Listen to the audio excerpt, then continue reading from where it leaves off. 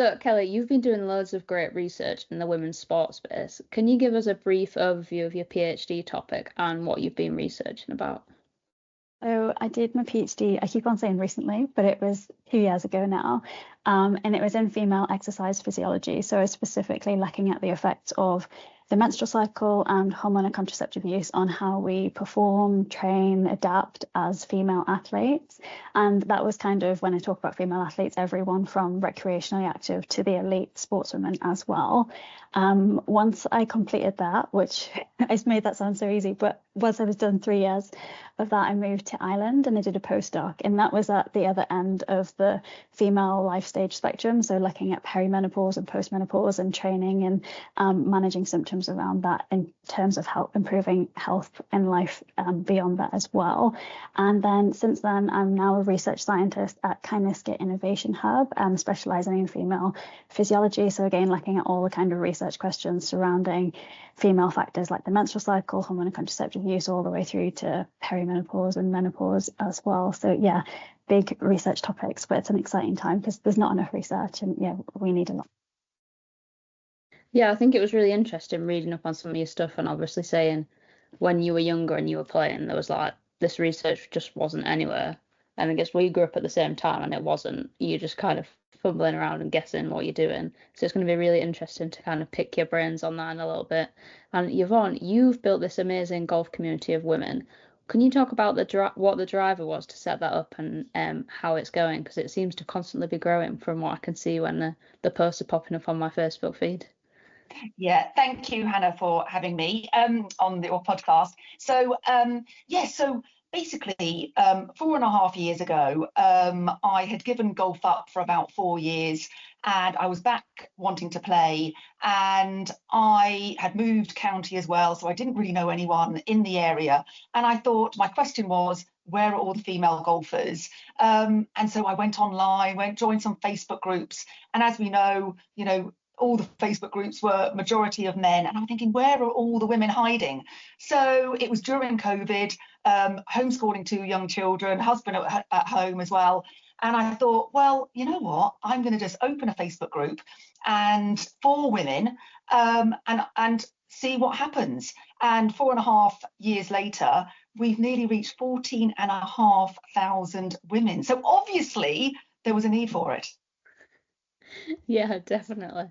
Amazing. So you're both doing really good stuff in the women's space in different areas, but here we're kind of joining up today to talk about England Golf's new initiative, which is the Golf for Her kind of program. And there's quite a lot of key themes in here that cut across loads of areas of life, but the big theme is that lots of women and girls are dropping out of sport due to different big life events. So some of that's kind of moving into puberty, period pain, some of it's pregnancy, having a family, menopause. So we're here today to chat about how we can work around these things, how we can improve education, but also how we can just get more women playing and getting into golf. So first of all, I kind of wondered if you'd both like touch on what your experience has been as a female growing up and what you've seen from other people in your life and like when they've been most likely to maybe drop out of playing sport. So I know, Hannah, you mentioned briefly before we played golf together, growing up as well. And I guess probably at that time, golf wasn't really a sport that particularly girls or young girls played. Like it was very much a, middle-aged or older white male sport. And it was quite dominated by that, and probably still to a large extent is, although it is changing and it's becoming, I know my friends now, and it's ridiculous really to think about, but I'd be so embarrassed to say, oh, I play golf. But actually now we go to the driving range together, or we play, par 3 or 9 holes together, which is such a huge change from what it was like growing up, where I was kind of hiding it. And Hannah, like you, I don't know if you were the same, like you were playing at a high level as well, so it seems so crazy that we were so embarrassed to be like, actually we're good at something and actually this is what we're playing. So yeah, I guess it was just the connotation surrounding golf, and I guess there's been a change in that as well, but in terms of kind of dropout around sport, for me personally, it wasn't something. I played a lot of sport and golf in particular, and I never really kind of dropped out of that. I probably played more sport then than I did certainly during my PhD in now. But it is an important topic, and we know research shows like girls are more likely to have never played any sport and less likely to be currently playing sports than boys during their childhood. And then when we get to puberty, we see that large drop off in participation, particularly in girls compared to boys. I think there's a stat where it's 2 times the amount, and that was by women in sport. And then we've also know that around 42%, I think it is, of girls drop out of physical activity when they're on their period. So there's like huge stats, and that continues throughout all kind of major life stages as well. So pregnancy, only 15% of women are achieving the guidelines around then, and then we've got less than 30% achieving it during perimenopause and menopause as well. So, and it's not just the key life stages as well, but also the environment and how we work with that. So I think a big thing with me in golf was, you know, managing periods. And it was something that you'd go, especially when we were playing like county events, we'd often be moved to a men's locker room, which didn't have, it would have urinals rather than toilets. It wouldn't have period products. It wouldn't have anywhere to put your period products after you'd used them. And it was just a bit, you know, like not set up or welcoming for a girl or female in golf. So yeah, that I can see why that would have caused dropout, and it does cause, you know, anxiety. And if your mind's on that, it's not on, you know, performing at an elite level as well, or just generally taking part. So yeah, there's definitely dropout at different stages and to do with a lot of different reasons, but I'll stop rambling and let you on go.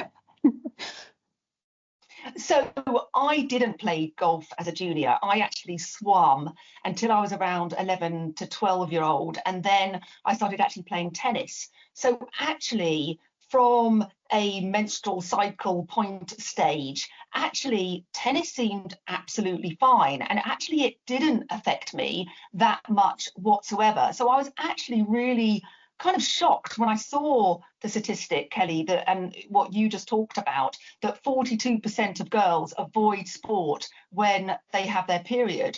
So actually, with tennis point of view, it didn't really affect me. Move on a little bit further, in my 20s, I then started playing golf. And it was actually when I was pregnant with my first child. Again, it didn't really affect me. I played until I was about 6-7 months pregnant. And actually, I've got to say, that extra weight when I was playing golf and hitting the ball when I was about 2 or 3 stone heavier, I was big. Actually, I hit the ball so much further. It was brilliant. Then I had my daughter, went back to play, absolutely fine. Obviously, a C-section probably didn't help the situation either. Then I had my second child, and then I guess trying to raise 2 children, there were 2 years in between. That's when I guess I kind of, I couldn't really do the juggle, you know, husband working full time, etc., and playing 18 holes of golf.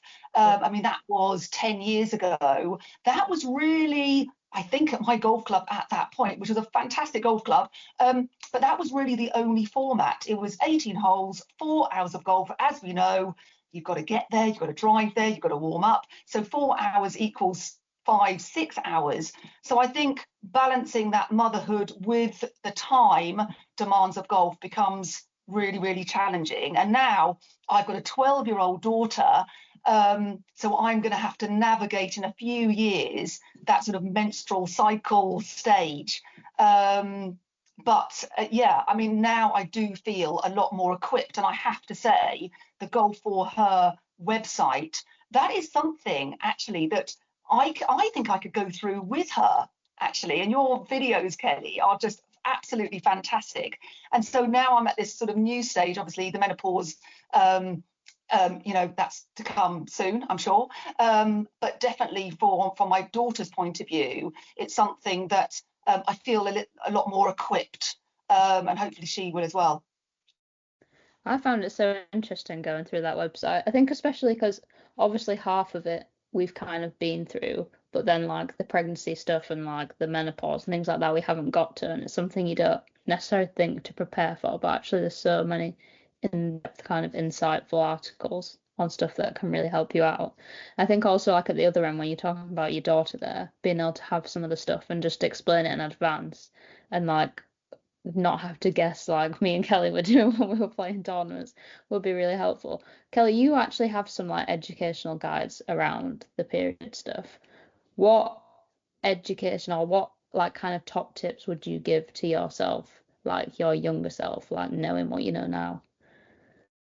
Good question. I think it's probably more that awareness side, like you mentioned before, Hannah, that we navigated it on our own, and maybe partly, mostly because that it was the topic that we didn't discuss, and that it was a bit of a taboo, and that actually, it would only be something that you maybe spoke with your mum or your sister or just like friends, but you would never say to your coach or your S&C coach or whoever you're working with, oh, actually, I'm on my period and I'm struggling with this. But I guess around, and I'd say it was probably during my PhD, unless I was just in the echo chamber of periods, but it kind of became more normal to talk about, and it's definitely becoming more of a normal topic. And I think probably just what I would say, that top tip is just like, not being embarrassed by these things, and these things are normal, and it's not just a women's topic that women need to talk about. It's everyone's like duty to be able to speak openly about all of these different topics and be aware of all these different topics.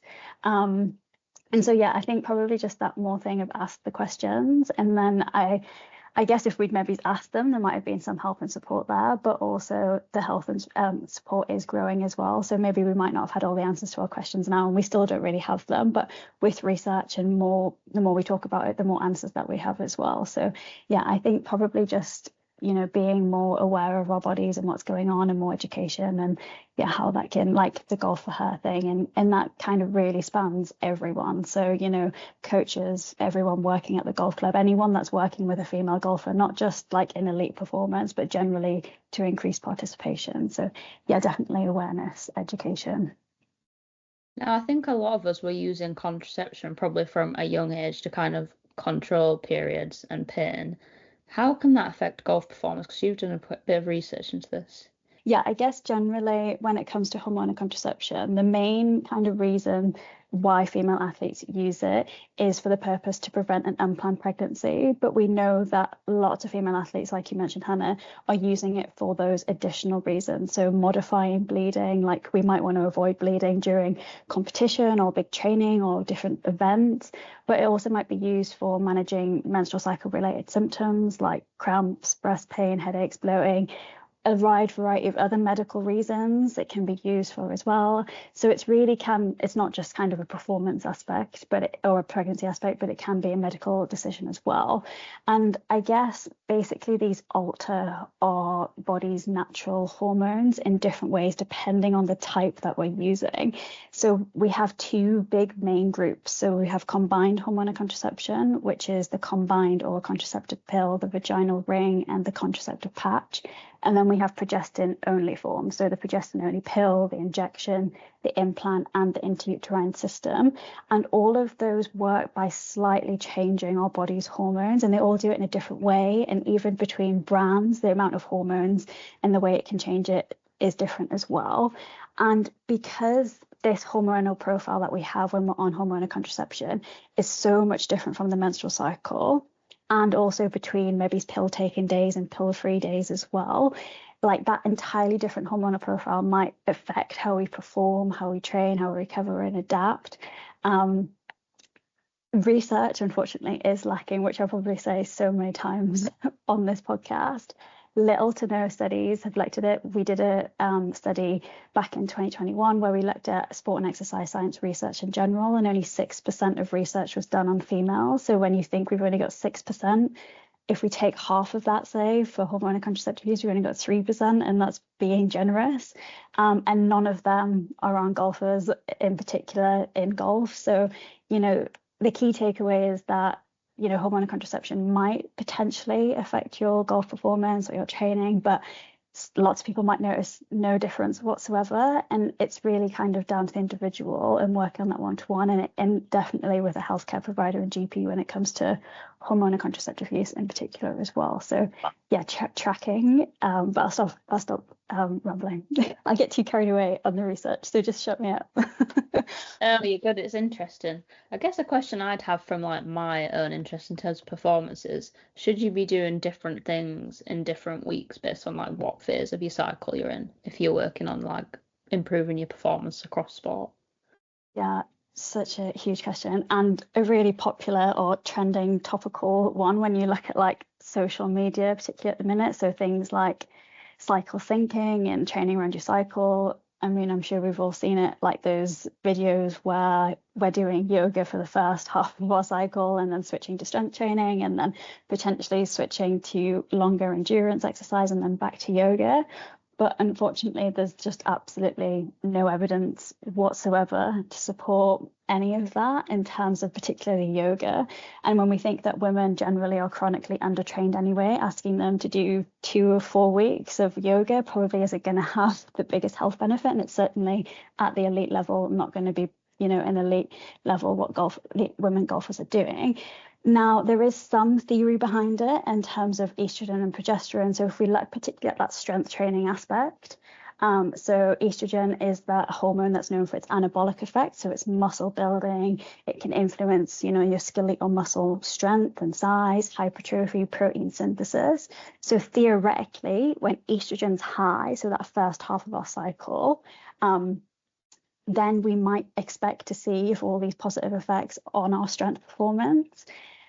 Now, most of these studies are in animals. If we look specifically at timing your strength training across the menstrual cycle, there are only 5 studies that have looked at it. Most of them are low quality. So we really should be taking it with caution. So, when you see people doing, let's do strength training here or yoga here, do take it with a bit of pinch of salt. There's not a lot of research, but it could be something that works for you on an individual level. And therefore, when we're working with elite level women, it is something that we look into, not the phase-based training, but does their performance or their training change across their menstrual cycle?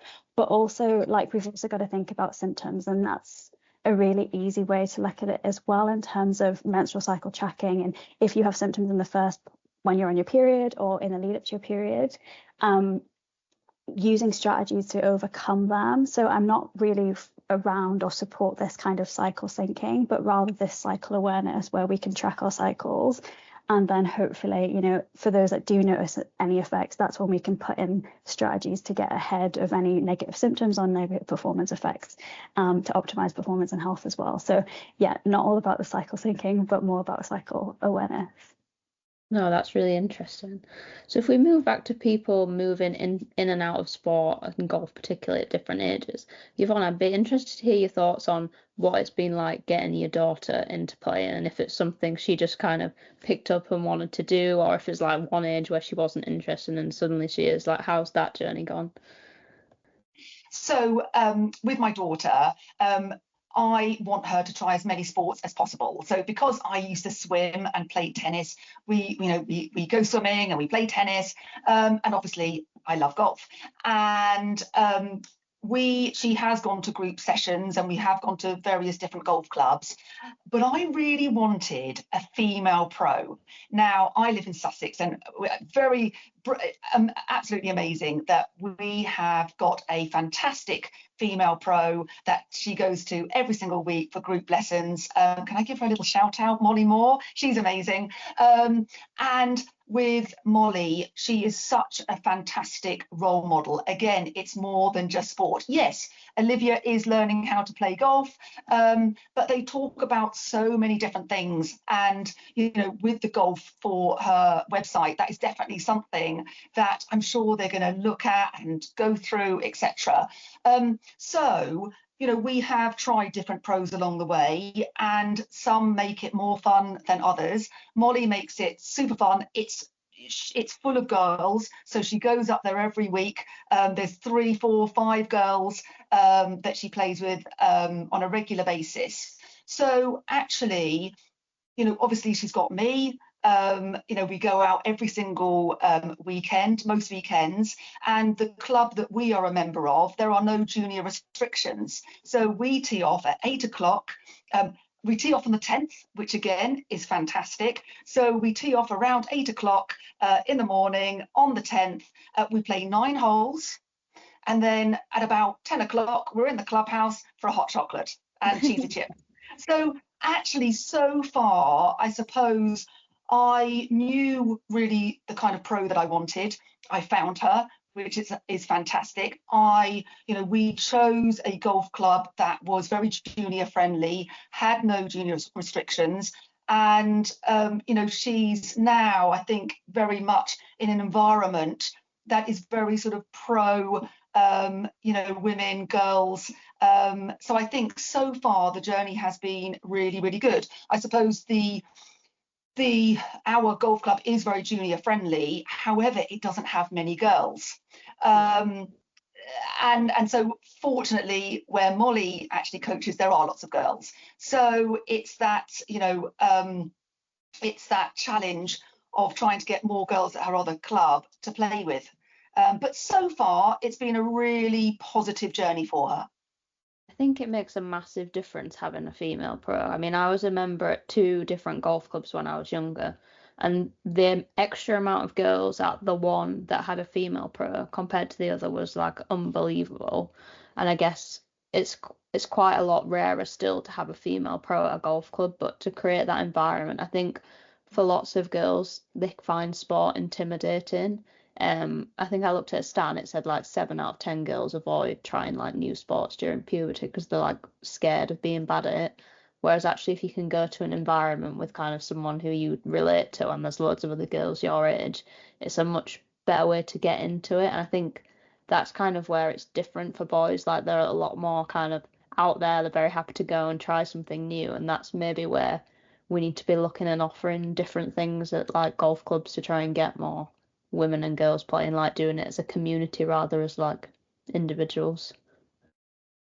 Yeah, I mean, as I said, there are lots of obviously there are lots of men out there doing fantastic things as well. But I suppose with Molly, last week I said, oh, so Olivia, what did you learn today? And she said, oh, we were learning this and how to be a flamingo. Of course you were, so it's she just makes it fun. And I do want to say that obviously there are lots of men out there doing brilliant initiatives, women and girls as well. It just so happened that I really wanted a female pro. No, that definitely makes sense. What would you say as a kind of theme from the ladies' golf lounge, women's golf lounge now, would be from the people feeding back and saying like what they want in terms of like their golf community? So that's a very interesting question. And when, the Women's Golf Lounge, which it was the Ladies' Golf Lounge, but that's maybe we'll talk about that later. So we get on average, about 15 posts a day, which is quite a lot. And on these particular sort of, life stages, I thought, well, how many times do we actually talk about periods and menopause, etc., etc.? So, and I thought, well, I don't think it's that many. I haven't seen that many. So I thought, well, I'll have a little look. And actually, there aren't that many posts about the life stages. And I wonder whether it is we just get on with it kind of attitude.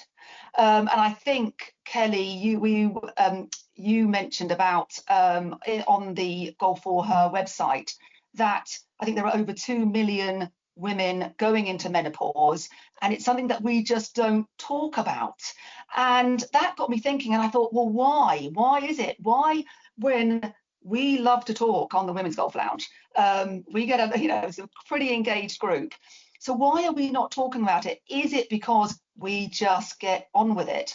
And I think it's definitely something that I think we do need to talk about, because when we do start talking about it, we can then think, okay, these are the issues.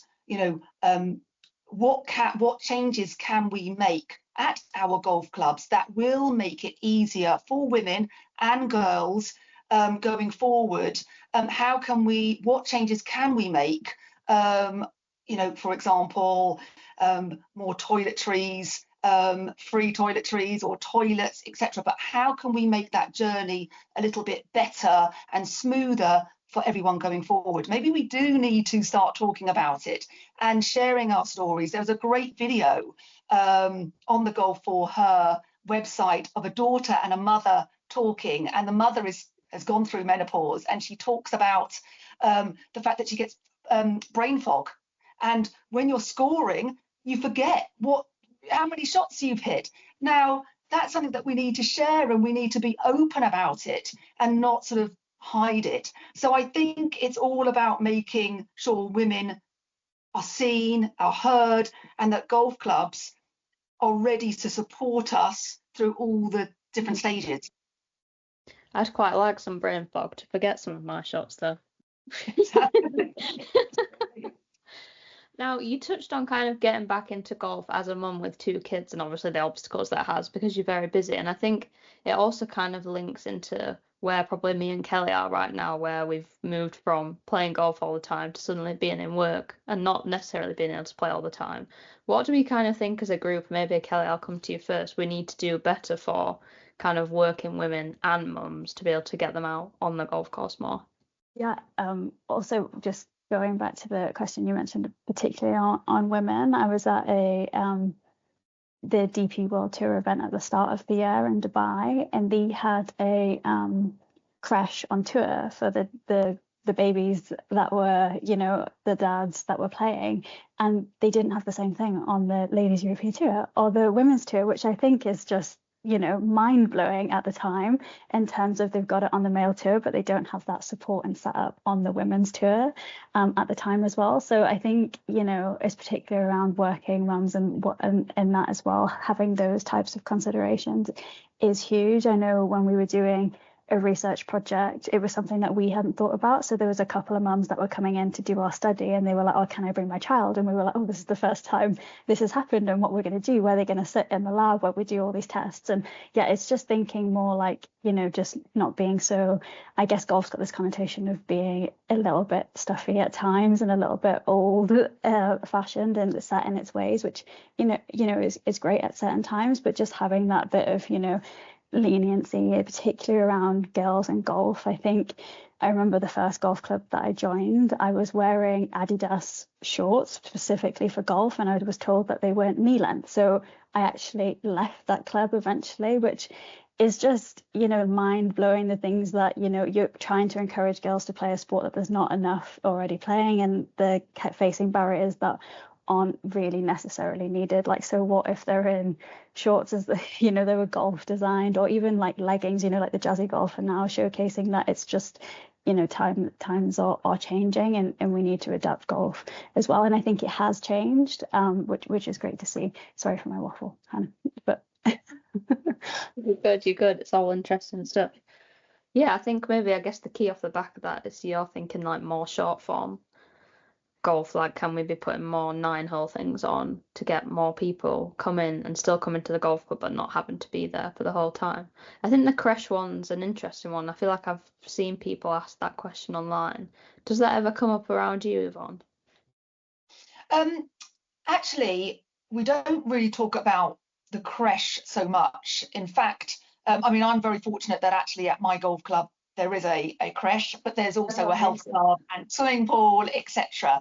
But I guess from my point of view, I think, Kelly, you've touched on it absolutely spot on about making it shorter format, because it's the time that is the issue. Again, with tennis, my son is playing tennis now, and it's great. You go down to the tennis club for an hour and you're back.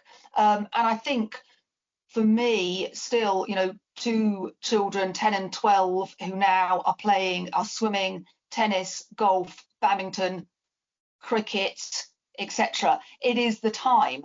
And I think the objective is, more accessible, more enjoyable, more adaptable. And I think having more flexible formats like 9-hole competitions, again, on a Saturday morning at my club, you have an option. You can play 18 holes fun, 18 holes competition, or 9 holes, which is fantastic. And maybe some relaxed scrambles as well. When you've worked 5 days a week and you've got children and you're trying to juggle everything, actually, you don't want to play a medal. You just want to play a relaxed, fun thing. I think also evening tea times, for me, a Friday after work, playing 9 holes is like yoga for me. No noise, it's just relaxing. It's usually really nice weather on a Friday afternoon. I've probably completely jinxed that now.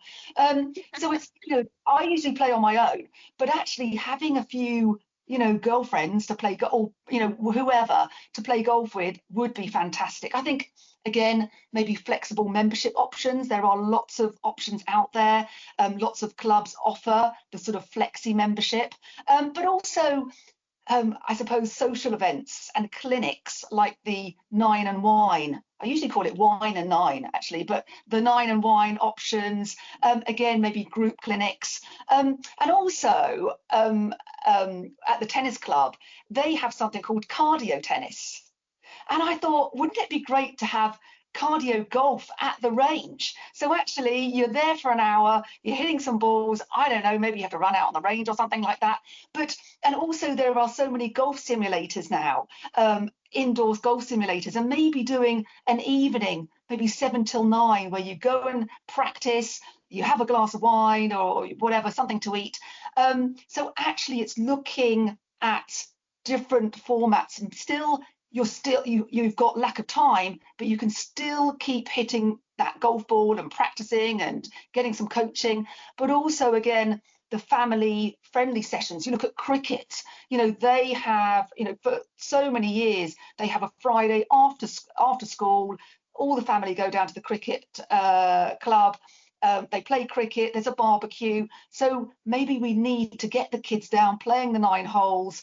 But I think, golf can then become a lot more manageable when you're juggling, everything: motherhood, work, sport, etc. So I think absolutely making it a little bit shorter than the 6 hours that it currently is. I think it's interesting hearing like that different perspective, especially when I've come from a background of very much performance golf, and like, you spent your whole youth just playing 18 to 72 holes scratch tournaments. Like, sometimes you can get very stuck in a rut of thinking like, oh, well, can I play in the Saturday medal, or what else is there?